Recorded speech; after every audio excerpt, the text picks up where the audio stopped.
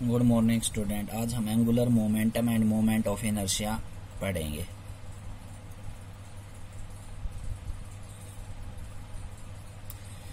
तो angular momentum और moment of inertia के अंदर हमें एंगुलर मोमेंटम को कांस्टेंट प्रूव करके दिखाना है।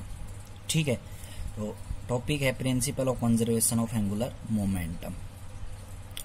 When external torque apply on the system is zero, then angular momentum all the system remain constant। देखो, एंगुलर मोमेंटम और लीनियर मोमेंटम के अंदर हमने एक लेसन पढ़ी है, वो है dl/dt बराबर टोर्क एक्सटर्नल। ठीक, ये कह रहा है कि अगर एक्सटर्नल टोर्क नहीं लग रही है तो टोर्क की वैल्यू क्या हो जाएगी, जीरो, तो एंगुलर मोमेंटम कांस्टेंट रहेगा।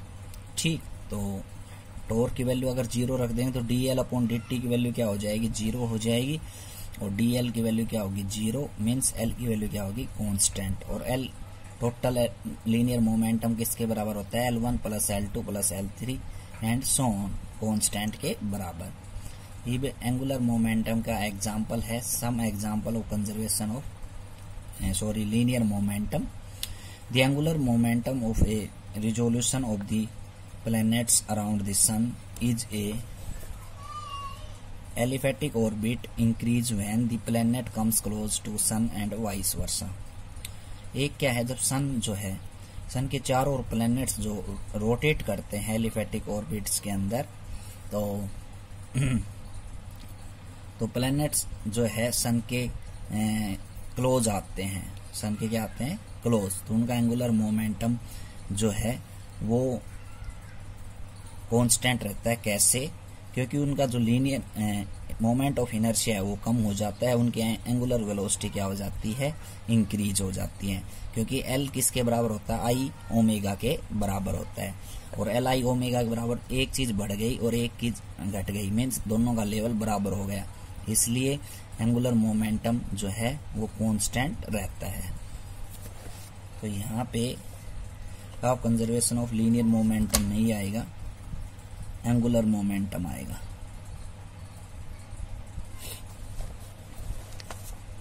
दूसरा, a circus acrobats perform feat involving spin by bringing her arms and legs closer to her body और वाइस वर्सा। दूसरा भी एग्जाम्पल सेम है।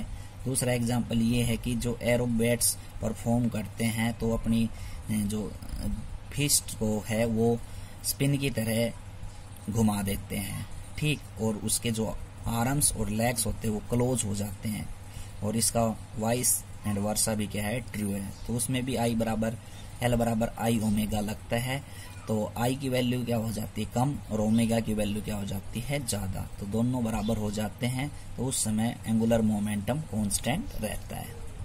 अब आता है theorem of moment of inertia. Moment of inertia की थ्योरम क्या है, दो थ्योरम है, parallel axis theorem, perpendicular axis theorem. ये कोविड-19 की वजह से दोनों हटा दी गई हैं, फिर भी हम पढ़ लेते हैं। पैरेलल एक्सिस थ्योरम क्या कहती है, the moment of inertia about axis of A B is equal to the sum of moment of inertia about axis K L passing through the center and product of total mass and square of perpendicular distance from the parallel axis A B and K L. देखो, moment of inertia about the axis A B, moment of inertia I A B, moment of inertia formula I है, और वो किसके बराबर होता है, product of mass and square of perpendicular distance के बराबर। ठीक, तो वो आई ए बी किसके बराबर है, sum of moment of inertia about axis passing through the center, एक तो सेंटर में से एक्सिस पास हो रही है, और दूसरी प्रोडक्ट ऑफ टोटल मास और स्क्वायर ऑफ परपेंडिकुलर डिस्टेंस के बराबर। ठीक है, दो सम के बराबर है, मतलब आई ए बी किसके बराबर है, आई ए बी है आई के एल के बराबर, और सेंटर ऑफ मास में पास हो रहा है टोटल मास, और परपेंडिकुलर डिस्टेंस मान रखा है एच, उसके स्क्वायर के बराबर। ये थ्योरम अपनी आई ए बी बराबर I K L plus M, N distance ले रखा है तो एन का स्क्वायर। ठीक है, ये एम नहीं, ये एच आएगा, एम एच का स्क्वायर। तो ये हमने कोई भी एक रिजिड बॉडी मान ली, उस रिजिड बॉडी के अंदर हम moment of inertia about I A B निकालेंगे। तो आई ए बी ये है, दो पैरेलल एक्सिस हैं ए की बॉडी के अंदर, और बॉडी उस एक्सिस के चारों रोटेट कर रही है KL, उसका सेंटर C है। ठीक, टोटल मास क्या है, MI है, और उसका परपेंडिकुलर डिस्टेंस ये यहाँ पे RI है, और ये यहाँ से सेंटर से यहाँ तक का डिस्टेंस H है। तो टोटल डिस्टेंस कितना हो गया, RI प्लस में H। तो MI be the mass of particle and RI be the perpendicular distance from the axis KL। तो MI तो क्या मान लिया हमने, टोटल मास, और RI क्या मान लिया, परपेंडिकुलर डिस्टेंस। तो मोमेंट ऑफ इनर्शिया हम निकालेंगे मास पार्टिकल के लिए अबाउट एक्सिस I KL निकाल रहे हैं पहले। तो I KL के अलोंग निकालेंगे मोमेंट ऑफ इनर्शिया। तो मोमेंट ऑफ इनर्शिया का जो फार्मूला होता है वो क्या होता है, MI RI का स्क्वायर। ठीक है, या समेशन ऑफ MI RI का स्क्वायर।